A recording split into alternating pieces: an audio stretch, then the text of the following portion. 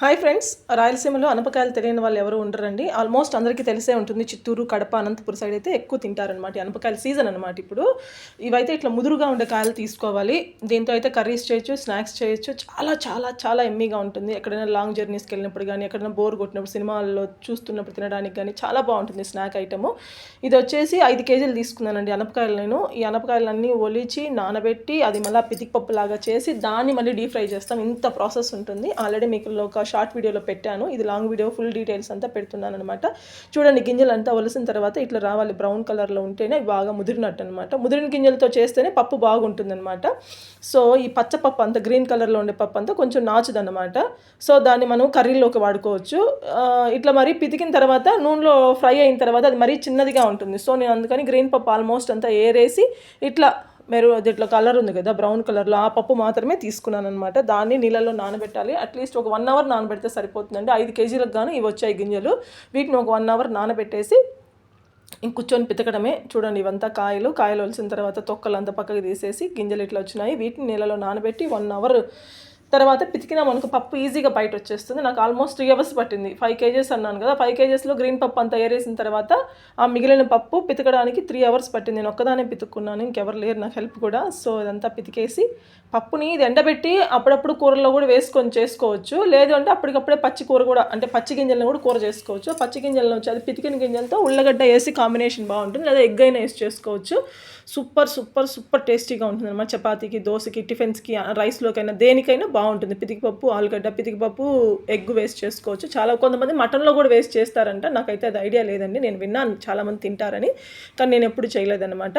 So ఈ కాయలు, ఈ గింజలు అన్నీ సపరేట్ చేసి పితికేసి డీప్ ఫ్రై చేద్దామని ఇంక రెడీ చేస్తాను. కొంచెం తడి ఉన్నప్పుడే డీప్ ఫ్రై చేసుకోండి. క్రిస్పీగా, క్రంచీగా బాగుంటాయి. తడి అంతా పోయిన తర్వాత చేస్తే అది గట్టిగా ఉంటుంది, తినడానికి ఇబ్బందిగా ఉంటుంది. సో అట్లా ఎవరు చేసుకోవద్దు. కొంచెం తడి పితికేసిన వెంటనే డీప్ ఫ్రై చేసుకుంటూ వస్తే బాగుంటుంది అనమాట. క్రంచీగా, సాఫ్ట్గా ఉంటుంది గింజలు. కొంచెం తడి అంతా పోయిన తర్వాత డీప్ ఫ్రై చేసుకోనుకో గట్టిగా ఉంటుంది. పంటి కింద వేస్తే నమలడానికి ఇబ్బందిగా అనిపిస్తుంది అనమాట. సో ఈ ప్రాసెస్ అంతా చేసుకొని ఇవంతా డబ్బాకి ఎత్తుకొని పెట్టేస్తే పిల్లలు అయితే ఇష్టంగా తింటారు. మా హస్బెండ్ కానీ పిల్లలు కానీ తింటారు ఇష్టంగా. అంటే ఇప్పుడు సీజన్ కాబట్టి పితికి పెట్టుకుంటారు చాలామంది. మేము పిల్లలుగా ఉన్నప్పుడు అయితే కిలోలు చేసేసుకునే వాళ్ళం పితికిపప్పు.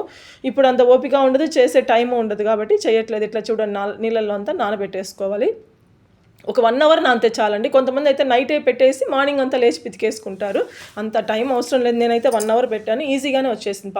తొక్కలు పప్పు సపరేట్ అయిపోయింది, ఈజీగానే పితికేయచ్చు. సో ఇక్కడ మాకు దొరికే కాయలు అయితే ఇట్లా సదుము, పొంగునూరు, కోలారు అటు నుంచి వచ్చే కాయలు అయితే బాగుంటాయి. ముదిరిన కాయలు మదనపల్లి ఇటు సైడ్ నుంచి వస్తాయి. అవి అయితే బాగుంటాయి. కాయలు అన్నీ బాగా ముదిరింటాయి, పుచ్చులు ఏమి ఉండవు. ఇక్కడ లోకల్గా దొరికే కాయలు అయితే అంత బాగుండవు అనిపిస్తుంది. ఇది సీజన్, అటు నుంచి వచ్చే కాయలే చాలా బాగుంటాయి అన్నమాట. నాటుకాయలన్నీ టేస్ట్ ఉంటుంది, హైబ్రిడ్ కాదు కాబట్టి టేస్ట్ కూడా ఉంటుంది అనమాట. సో ఇట్లా అన్నీ కూర్చొని పితికేస్తే చూడండి పప్పు ఎంత వచ్చిందో. ఇది ఇట్లా ఉంది కదా, ఈ వైట్గా మల్లెపూల్లాగా ఉన్నాయి చూడు, పప్పులంతా చాలా బాగున్నాయి కదా. సో ఇట్లా అంతా పితికి పెట్టేసుకోవాలి. నాకు చాలా ఇష్టం ఇది చేయడము. చిన్నప్పుడు ఇంకా ఎక్కువ చేసేవాళ్ళము, ఇప్పుడు మర్చిపోతున్నాం అనేసి పిల్లలకి ఇష్టంగా తింటారు కదా అని గుర్తొచ్చి చేశాను. మా అత్త కూడా భలే చేసేది, మా హస్బెండ్ వాళ్ళ అమ్మ. ఆమె కూడా టేస్టీగా చేసేది ఆ పప్పు అయితే. సో ఏమైనా విలేజ్ ఫుడ్ తినడానికి అయితే చాలా బాగుంది, టేస్టీగా ఉంది. ఇది పాతకాలం, ఇప్పుడైతే ఎవరు చేయట్లేదు కానీ కొందరు చేసుకుంటున్నారు. చాలామంది చేయట్లేదు, ఓపిక లేక ఎవరు లేదు కూర్చొని పితికేది, నడుము నొప్పులు వస్తాయన్నట్టు ఎవరు చేయట్లేదు. కానీ మా ఇంట్లో ఇష్టంగా తింటారు కాబట్టి ఇయర్లీ వన్సే కదా పప్పు దొరికేది. మిగిలిన టైం దొరుకుతుంది హైబ్రిడ్ పప్పు. ఇది వచ్చి నాటు పప్పు కాబట్టి మనకు సీజన్లోనే దొరుకుతుంది అనమాట. ఈ కాయలన్నీ నాటుకాయలు సీజన్లోనే దొరుకుతాయి. ఇదంతా వేస్ట్ పప్పు పక్కకి తీసేసాను అనమాట, నాచుగా ఉండింది. దీన్ని మళ్ళీ మనం చెప్పాను కదా, కూరల్లో వేస్ట్ చేసుకోవచ్చు. వంకాయ ఇది వేసి పులిగూర చేసుకోవచ్చు, అట్లా ఏదైనా కాంబినేషన్లో చేసుకోవచ్చు. మా పక్క అలవాటు కాబట్టి, మా పీలేరు తిరుపతి పక్క ఎక్కువ తింటాం కాబట్టి మేము ఏ కాంబినేషన్లో అయినా కూర వండేసి తినేస్తాము. ఇదేం వేస్ట్ కాదు పప్పు. నూనెలో డీప్ ఫ్రై అవ్వడానికి కూడా బాగుండదు ఈ పప్పు, మరీ నాచుగా ఉందని ఏరేసాను నేను. ఇక్కడ చూడండి అన్నీ వేపుతున్నా. చూడండి, మల్లెపూలు అన్నాను కదా, మల్లెపూలు లాగే వచ్చాయి చూడండి అన్నీ. ఇవేమంటే ఆయిల్లో వేసినప్పుడు కిందికి వెళ్ళిపోతాయి. వన్స్ ఇవి వేగినాయి అనడానికి సింటమ్ ఏమంటే పైకి తేలుతాయి అనమాట, పప్పులన్నీ పైకి వచ్చేస్తాయి.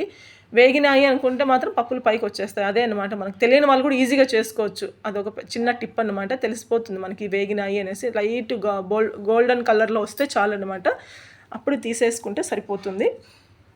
చూడండి నేను వేపుతున్నాను, ఇంతే అండి ప్రాసెస్. తర్వాత పితుక్కోవడం టైం పడుతుంది. చూడండి లైట్ బ్రౌన్ కలర్లో వచ్చాయి, గోల్డెన్ కలర్లో వచ్చేసాయి. ఇప్పుడు తీసేసుకుంటే పక్కకు సరిపోతుంది అనమాట. అందరికీ వేపుకునేది చేత కాదని కాదులే, కానీ ఇట్లా ఉన్నప్పుడు తీసేస్తే గింజ బాగుంటుంది, పలుకులుగా పంటి కింద పడేదానికి. నేనైతే కొంచెం తెల్లగడ్డ కూడా చిత్తగొట్టి పెట్టుకున్నాను, ఫ్లేవర్ బాగుంటుంది. అది కూడా మీకు చూపిస్తాను. పక్కన అది కొట్టి పెట్టుకున్నది తెల్లగడ్డ. ఇంకొంచెం కారం పొడి, కొంతమంది చాట్ మసాలా కూడా వేస్తారు. ఇంకా మేమైతే శనగగింజలు కూడా డీప్ ఫ్రై చేస్తాం ఇందులోనే, అది రెండు కాంబినేషన్ బాగుంటుంది అనేసి. సో అట్లా ఈ పలుకులు ఆల్రెడీ చేశాను కదా, దీన్ని మళ్ళీ మనము బొరుగుల్లో అట్లా వేపు పెట్టుకోవచ్చు అండి. సేవ్ పూరి అదే తెలుసు కదా, మిక్చర్, సన్న మిక్చరు. ఈ పప్పులు, శనగగింజలు, బొరుగులు మిక్స్ చేసి తింటే కూడా చాలా బాగుంటుంది టేస్ట్. చాలా రోజులు ఒక డబ్బాలో వేసి పెట్టుకున్నాను, పెద్ద పెద్ద డబ్బాలకు చేసేది మా అత్త. అట్లా స్టోర్ చేసి పెట్టుకుంటే కూడా టేస్ట్ చాలా బాగుంటుంది. సో నేను అవన్నీ చేయలేదు, శనగగింజలు కూడా డీప్ ఫ్రై చేసేసి ఈ గింజలతో పాటే కలిపేశాను. సో ఇవన్నీ పక్కకు తీసేసి ఒక బాండీ తీసుకొని అందులో ఆయిల్ ఆల్రెడీ ఉన్న ఆయిల్ వంపేసి దాంట్లో మళ్ళీ తెల్లగడ్డ వేసేస్తామన్నమాట. తెల్లగడ్డ వేపేసుకునేసి దాంట్లో వేసామనుకో ఫ్లేవర్ భలే వస్తుంది. ఒకసారి ట్రై చేయండి, సూపర్గా ఉంటుంది. తెల్లగడ్డ నూనెలో వేపితే ఆ ఫ్లేవర్ తింటూ ఉంటే బాగుంటుంది. ఇది వేసేసిన తర్వాత ఇది కొంచెం వేగిన తర్వాత పప్పులు, దాంతోపాటు కారం పొడి కొంచెము, సాల్ట్ కొంచెము, చాట్ మసాలా కావాలనుకున్న వాళ్ళు వేసుకోవచ్చు అనమాట. టేస్ట్ అయితే చాలా బాగుంటుంది. ఇది వచ్చి పితికిపప్పు ఉల్లగడ్డ కర్రీ, రైస్లో కానీ చపాతీలో కానీ అద్రిపోతుంది టేస్ట్. సో ఇది కూడా చేశాను నేను, కొంచెం పప్పుతో డీప్ ఫ్రై చేసి కొంచెం పప్పు ఇట్లా ఉల్లగడ్డ వేసి చేశాను. చాలా చాలా చాలా టేస్టీగా వచ్చింది. ఎవరైనా నా ఛానల్ ఫస్ట్ టైం చూస్తాను, సబ్స్క్రైబ్ చేసుకోండి. ఏమైనా టిప్స్ కానీ ఏదైనా ఉంటే కూడా చెప్పండి, నేను ఏమైనా చేంజెస్ చేసుకోవాల్సిన కూడా నేను చేసుకుంటాను. Thank you friends, thank you so much. ఇదన్నమాట మా పితికిపప్పు కూరలు స్నాక్స్. బాయ్. ఇది చూడండి శనగగింజలు వేస్ట్ చేశాను అన్నాను కదా, శనగగింజలు కూడా అంతా మీకు ఇక్కడ కనపడుతుంది స్నాక్స్లో. ఇట్లా కలర్ తక్కువ ఉన్నాయి కదా, మల్లెపూలు లాంటి పప్పు తీసేసింటే రిమైనింగ్ పప్పులు అంటే శనగగింజలు అనమాట. అవి కూడా డీప్ ఫ్రై చేసేసి ఇట్లా ఉప్పు కారము అన్నీ కలిపేసిన తర్వాత